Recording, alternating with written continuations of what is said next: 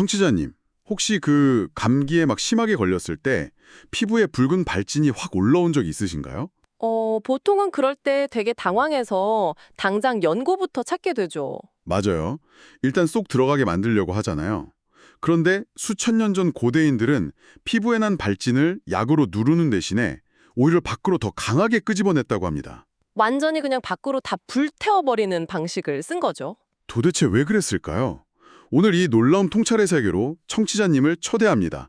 이번 심층 분석에서 저희가 샅샅이 파헤쳐볼 자료는 바로 본초 처방 오디오 학습 원고입니다. 한의학의 10가지 대표 처방이랑 30가지 관련 약재를 다루고 있죠. 네, 이 자료가 청취자님에게 진짜 특별한 지적 즐거움을 선사할 수밖에 없는 이유가 있어요. 어떤 점이 그렇게 특별한가요? 그 수많은 정보의 홍수 속에서 이 자료는 단순히 막 오래된 약초 이름들을 나열하는 게 아니거든요. 복잡한 의학 정보를 인체 원리라는 단 하나의 아주 튼튼한 실로 꿰어줍니다. 퍼편화된 지식이 아니라는 거군요. 맞아요. 원인과 결과, 그리고 그 이면의 메커니즘을 꿰뚫어보고 싶어 하시는 청취자님께 정말 깊이 있는 통찰을 제공할 겁니다. 좋습니다. 그래서 오늘 우리의 미션은 이걸 한번 파헤쳐 볼까요? 이 고대 지혜를 자율신경계나 면역반응, 염증 조절 같은 가장 현대적인 의학적 관점으로 완벽하게 번역해내는 겁니다. 아주 흥미로운 미션이네요. 그럼 바이러스가 우리 몸의 최전방 성벽을 탕탕 두드리는 그 시점부터 시작해보죠. 우리 몸의 가장 바깥쪽 방어선에서는 도대체 무슨 일이 벌어지는 걸까요? 일단 첫 번째 시나리오를 봐야 하는데요. 네, 자료에 나오는 마황탕을 써야 하는 상태를 보면요. 땀이 전혀 안 나고 오한이 막 미친 듯이 심하고 기침이 나는 아주 꽉 막힌 상태라고 되어 있거든요. 그니까 이걸 현대의학의 렌즈로 보면 아주 명확한 상태예요. 감기 초기에 교감신경계가 극도로 자극을 받아서 말초 혈관이랑 기관지가 꽉 수축해버린 거죠. 땀구멍까지 다 닫아버린 거네요. 그렇죠. 바이러스랑 싸우려고 몸이 체온을 올려야 하니까 열을 안 뺏기려고 문을 다 틀어막은 겁니다. 이때 마황이라는 약재가 투입되는데요. 마황이요? 네, 마황에는 에페드린 유사물질에 풍부한데 이게 강력한 교감신경 흥분제 역할을 하거든요. 잠깐만요. 교감신경을 막 흥분시킨다면 오히려 몸을 더 긴장하게 만드는 거 아닌가요? 꽉 막힌 걸 풀어야 되는데 왜 더 자극을 주죠? 여기서 정말 매력적인 부분이 나옵니다. 이미 긴장해서 문을 닫아 걸은 몸에 마황이 들어가서 닫힌 땀구멍에 임계점을 아예 넘겨버리는 거예요. 임계점을 넘긴다고요? 네, 일종의 강제 오버라이드 명령을 내린다고 볼 수 있어요. 강력하게 심박수를 올리고 대사를 항진시켜서 억눌려 있던 열을 폭발적으로 생산하게 만들면 뻥 터지듯이? 맞습니다. 결국 닫혀있던 말초 혈관이 확 열리면서 땀이랑 같이 열이 방출되는 거죠. 동시에 막 수축해서 헐떡이던 기관지 평활근을 이완시켜서 숨길도 열어주고요. 와, 성벽 비유를 들자면 성문이 꽁꽁 얼어붙어서 꽉 닫힌 상태일 때 마황이라는 거대한 통나무로 성문을 쿵쿵 부숴서 억지로 열어젖히는 거군요. 정확한 비유네요. 그렇다면 그 옆에 있는 계지탕의 상황은 좀 다릅니다. 여기선 땀이 막 줄줄 난다고 되어 있어요. 네, 상황이 반대죠. 땀이 나는데 몸은 으슬으슬 춥다. 이건 성문의 경비병들이 약간 패닉에 빠져서 문이 열렸다 닫혔다 하면서 땀이 새는 건가요? 한의학에서는 이걸 영위불화라고 부릅니다. 즉, 방어 시스템의 불균형인 거죠. 자율신경계란 체온 조절 시스템이 완전히 고장난 상태예요. 고장이 나서 땀이 제멋대로 나는 거군요. 그렇죠. 혈관이 불규칙하게 확장돼서 땀으로 체열은 계속 뺏기는데 정작 뇌의 시상하부는 여전히 춥다고 느끼는 겁니다. 그럼 이때는 마황을 쓰면 안 되겠네요. 절대 안 되죠. 이미 문이 덜컥거리고 있는데 거기다 대고 문을 부수면 안 되니까요. 이때는 계지가 들어가서 겉의 혈관을 따뜻하게 순환시키고 동시에 작약이라는 약재가 땀으로 빠져나가는 수분과 혈액을 꽉 잡아줍니다. 계지로 혈액을 돌리면서 작약으로 빠져나가는 걸 막는다. 파격적인 마황이랑 다르게 계지탕은 혼란에 빠진 시스템을 조율하는 거네요. 밸런스를 맞추는 아주 정교한 처방이죠. 자, 그럼 겉의 방어선이 완전히 뚫렸을 때는 어떻게 됩니까? 적들이 호흡기 깊숙한 곳, 그러니까 폐까지 내려갔을 때 마행 감석탕이 등장하는데요. 네, 이제 전장이 피부에서 기도로 이동한 겁니다. 구성이 마황탕이랑 비슷한데 아주 차가운 광물성 약재인 석고가 추가됐어요. 이건 방향이 훅 바뀐 것 같은데요. 현대적으로 보면 기도 감인성이랑 발열을 동반한 호흡기 감염, 즉 폐렴이나 심한 기관지염 초기 상태거든요. 염증 때문에 폐포에 열이 꽉 찬 거죠. 불이 난 거네요. 맞아요. 이때는 땀을 내는 것만으로는 불을 끌 수가 없습니다. 그래서 석고라는 아주 강력한 천연 해열제 겸 소염제를 투입하는 겁니다. 이건 완전 소방작전이네요. 마황으로 일단 막힌 기도라는 숨길을 열고 그 열린 길을 통해서 석고라는 소화기를 들이밀어서 불을 끄는 거군요. 완벽한 이해입니다. 방어선 이야기는 이쯤 하고요. 만약에 방어선은 뚫렸는데 적이 아예 깊숙한 내장까지는 가지 못하고 몸의 겉과 속 중간 지점에 딱 갇혀버렸다면 어떨까요? 자료에서는 이걸 반표반리라는 림보 상태로 부르죠. 네, 이 림보 상태요. 감기 끝물이나 엄청 피곤할 때 흔히 겪는 상태 같은데요. 열이 났다가 추웠다가 반복하고 옆구리가 결리고 입맛이 뚝 떨어지는 증상들이요. 아주 전형적인 면역계의 교착 상태입니다. 적을 완전히 몰아내지도 못하고 우리 몸이 항복한 것도 아닌 팽팽한 줄다리기 상태요. 직장인들 막 심하게 스트레스 받고 몸살 났을 때 딱 이런 증상이지 않나요? 정말 흔하게 볼 수 있죠. 이때 그 유명한 소시오탕을 쓰는데요. 이 소시오탕이 그 교착 상태를 어떻게 해결하나요? 한쪽으로 확 밀어붙이나요? 아닙니다. 이런 교착 상태가 길어지면 면역 반응이 너무 과도하게 치우쳐서 자기 몸을 공격하거나 자율신경계가 무너지거든요. 과부하가 걸리는군요. 네, 소시오탕의 핵심 약재인 시호와 황금은 현대 면역학적으로 볼 때 면역 조절이랑 자율신경 밸런스 회복에 아주 탁월합니다. 무조건 면역력을 막 높이는 게 아니고요. 그럼 어떻게 하죠? 과열된 염증 반응은 억제하고 지쳐있는 면역세포의 활성은 유지하도록 돕는 거죠. 말 그대로 면역계의 브레이크랑 엑셀을 동시에 미세 조정하는 거네요. 그런데 싸울 에너지 자체가 아예 고갈돼 버렸다면요? 자료에 나오는 보중이기탕이 딱 그런 상태에 쓰는 약 같습니다. 네, 만성 피로에 시달리고 소화기의 기운이 푹 꺼져서 아래로 처진 상태에 쓰죠. 처방을 보니까 환기가 기운을 보충하고 승마와 시호가 처진 기운을 끌어올린다고 되어 있어요. 잠깐만요. 여기서 날카롭게 하나 짚고 넘어갈게요. 네, 질문하시죠? 한약재가 무슨 엘리베이터나 기중기도 아니고 사람 몸속에서 기운을 물리적으로 위로 들어올린다는 게 도대체 말이 되는 소리입니까? 하하, 물리적인 엘리베이터라고 생각하면 당연히 모순이죠. 그니까요. 여기서 끌어올린다, 즉 승거양기라는 것은 철저히 기능적이고 대사적인 끌어올림을 의미합니다.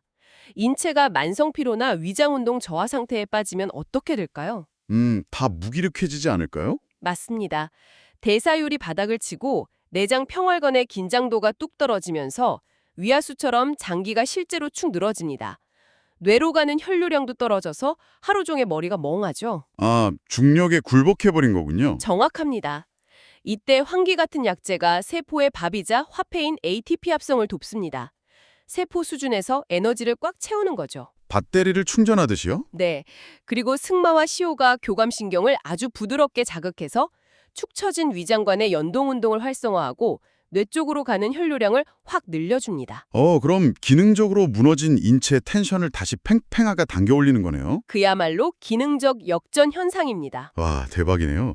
장기를 손으로 들어올리는 게 아니라 축 처진 고무줄에 텐션을 다시 주고 심장 펌프질을 도와서 위로 피를 쏴주는 거군요. 바로 그겁니다. 자, 이렇게 코어 엔진은 위장 이야기가 나왔으니까 소화기에 직접적인 타격이 온 상황으로 넘어가 보겠습니다. 밖에서는 막 바이러스가 쳐들어왔는데 하필 그날 저녁에 과식을 해서 안에서는 체해버린 최악의 내우애완 상황입니다. 엎친 데 덮친 격이네요. 여름철에 냉방병 걸렸는데 식중독까지 같이 온 상황이랄까요? 이때 곽향전기산이 등장합니다. 흡수성 장염을 떠올리시면 이해가 빠를 겁니다. 이걸 어떻게 한 번에 해결하죠? 곽향이랑 자소엽이 피부 쪽의 말초 혈류량을 늘려서 땀으로 외부의 한기를 몰아냅니다. 동시에 바나, 백출, 진피 같은 약재들이 장 내부에 막 과도하게 정체된 잉여 수분을 말려버리죠. 위장관 안의 비정상적인 경련도 진정시키고요. 네, 감기랑 설사를 동시에 해결하는 투트랙 전략인 셈입니다. 밖으로는 땀을 내서 한기를 잡고 안으로는 수분을 빼서 설사를 잡는다. 너무 똑똑한데요? 그럼 외부 바이러스 없이 순수하게 내부에서 음식물이 꽉 막혀버린 그 거대한 위장관 교통체증 상태는 어떤가요? 지출환을 말씀하시는 거군요. 네, 처방을 보니까 지실이랑 백출 딱 두 가지 약재로만 구성되어 있어요. 지실은 꽉 막힌 걸 강하게 깨부수고 백출은 비위를 튼튼하게 한다고 하네요. 지출환은 기능성 소화불량에 쓰이는 대표적인 약인데요. 지실은 소화관 평활근의 수축을 강하게 자극해서 정체된 음식물을 아래로 훅 밀어냅니다. 여기서 정말 흥미로운 지점이 생기네요. 비유하자면 지실이라는 불도저로 꽉 막힌 도로, 즉 채기를 강하게 밀어붙여서 부수는 건데 네, 그쵸. 근데 불도저만 쓰면 도로가 다 망가지지 않습니까? 그래서 백추를 같이 넣은 거군요. 비율을 넘어서 실제 생물학적 원리가 그렇습니다. 지실 성분으로 위장관 운동만 막 강하게 촉진하면 억지로 연동 운동을 하느라 위장 점막이 스트레스를 받고 손상될 수 있거든요. 헐어버리는 거네요. 네, 이때 백출이 들어가는 겁니다. 백출은 점막의 혈류량을 늘리고 위장 세포를 보호하는 물리적인 방어막 역할을 해요. 와, 지실이 불도저라면 백출은 그 뒤를 따라가면서 헐어버린 위장 점막을 튼튼하게 다시 포장하는 건축가인 셈이죠. 파괴와 재생이 2인 1조로 움직이네요. 방어선이랑 내장기관이 진정되는 원리는 이제 완벽히 알겠습니다. 그런데 청취자님, 우리가 몸살 감기에 걸렸을 때 가장 괴로운 건 사실 콧물이나 기침보다도 막 온몸에 뺨아디가 두드려 맞은 것처럼 쑤시는 거잖아요. 정말 괴롭죠, 그건. 바이러스는 호흡기로 들어왔는데 왜 관절이랑 근육이 아픈 걸까요? 이때 우리 몸에선 무슨 일이 벌어지는 거죠? 우리 면역 세포들이 바이러스를 딱 발견하면 온 동네에 적이 쳐들어왔다고 경보 방송을 막 울려댑니다. 아, 경보를 울리는군요. 네, 이 화학적 경보 사이렌 역할을 하는 단백질이 바로 사이토카인입니다. 이 물질이 혈액을 타고 온몸에 쫙 퍼지면서 체계적인 염증 반응을 일으키거든요. 아, 그래서 열도 나고 아픈 거군요. 맞습니다. 이 과정에서 전신의 근막이 수축하고 통증 수용체가 엄청 예민해지니까 온몸의 근육이랑 관절이 비명을 지르는 겁니다. 뇌에서 울리는 사이렌 소리 때문에 온몸이 긴장해서 아픈 거네요. 자료에 나오는 형방패독산이랑 구미강활탕이 바로 이때 쓰이는 처방 같습니다. 이름부터 뭔가 독을 막 패고 물리칠 것 같은데요? 네. 감염 초기에 막 폭포수처럼 쏟아지는 염증성 사이토카인 때문에 생기는 전신 근육통이랑 근막 긴장을 타격하는 처방들이에요. 두 개가 어떻게 다르죠? 형방패독산은 상기도 점막의 초기 염증을 진정시키는 데 집중합니다. 반면에 구미강활탕은 강활이라는 아주 특이한 약재를 앞세워서 목이랑 어깨 뒷부분이 뻣뻣하게 굳으면서 열이 나는 아주 격렬한 근막 통증을 풀어주는 데 특화되어 있어요. 강활이 특이하다고요? 그냥 우리가 먹는 진통제랑 뭐가 다른가요? 특히 척추 상부랑 후두부의 미세혈관을 확정시키는 데 되게 강력한 친화력이 있습니다. 상반신 쪽으로만요? 네, 전신을 몽롱하게 마비시키는 일반 진통제랑 다르게 목이랑 어깨에 굳어버린 근막에 집중적으로 혈류를 공급해서 긴장을 싹 씻어내는 스나이퍼 같은 역할을 하는 거죠. 와, 윗선만 타격하는 스나이퍼라니 진짜 신기하네요. 자, 그럼 여기서 오프닝 때 제가 청취자님께 던졌던 질문을 해결할 차례입니다. 아, 발진 이야기 말씀이시죠? 네, 승마갈근탕에 대한 내용인데요. 발진이 피부 밖으로 시원하게 나오지 못하고 속에 갇힌 상태에 쓴다고 되어 있습니다. 맞습니다. 갈근이 목을 풀고 승마가 독을 피부 밖으로 밀어낸다, 즉 투진을 한다고 하는데 도대체 왜 고대인들은 발진을 연고로 억누르지 않고 오히려 밖으로 끄집어내려고 했을까요? 현대인들은 겉으로 나타나는 증상을 당장 없애는 것에만 집착하잖아요. 근데 생물학적으로 보면 바이러스 감염 시에 피부에 발진이 생기는 건 아주 자연스러운 방어 기제입니다. 아, 몸이 일부러 그러는 거군요. 그럼요. 몸이 치열하게 싸우고 남은 바이러스의 찌꺼기나 과도하게 발생한 열을 피부 말초혈관을 통해서 밖으로 쓰레기 버리듯이 배출하려는 시도거든요. 그럼 이걸 연고로 누르면 어떻게 됩니까? 스테로이드 연고 같은 걸로 억지로 혈관을 수축시켜서 눌러버리면 배출되어야 할 쓰레기, 즉 병의 원인이 몸 안에 그냥 그대로 갇혀버립니다. 아, 오히려 독을 가두는 꼴이 되네요. 그렇죠. 그래서 승마랑 갈근이라는 약재를 써서 말초 순환을 극대화시키는 겁니다. 쓰레기차가 지나갈 수 있게 도로를 뻥 뚫어주는 거죠. 아예 배출을 도와주는군요. 네. 이 열과 독소가 피부 밖으로 완전히 연소돼서 날아가게 만들면 체온 조절 시스템이 정상화되고 면역 반응이 스스로 자연스럽게 종결을 선언하게 됩니다. 억누르는 게 아니고요. 억누르는 게 아니라 끝까지 태워서 사이클을 완성시키는 실로 놀라운 초기 면역 확적 통찰이죠. 그러니까 불씨를 덮어두는 게 아니라 산소가 닿게 해서 완전히 제로 만들어버리는군요. 청취자님, 벌써 10개의 복잡한 처방을 다뤘습니다. 머리가 조금 복잡해지실 수 있는데 여기서 상황을 완전히 정리해드리겠습니다. 네, 한번 짚고 넘어가면 좋겠네요. 지금까지 다룬 이 수많은 처방들은 결국 자료 마지막에 정리된 30가지의 개별 약재들이라는 레고 블록들의 조합일 뿐입니다. 맞습니다. 개별 약재들이 우리 몸에서 어떻게 작동하는지 그 본질적인 메커니즘만 알면 아무리 복잡한 처방이라도 그 알고리즘을 읽어낼 수 있거든요. 그럼 제가 자료에 있는 핵심 원리들을 빠르게 한번 읊어보겠습니다. 마황은 강하게 연다. 계지는 밸런스를 조화시킨다. 핵심이죠. 시호는 림보 상태의 경계를 풀고 환기는 에너지를 끌어올린다.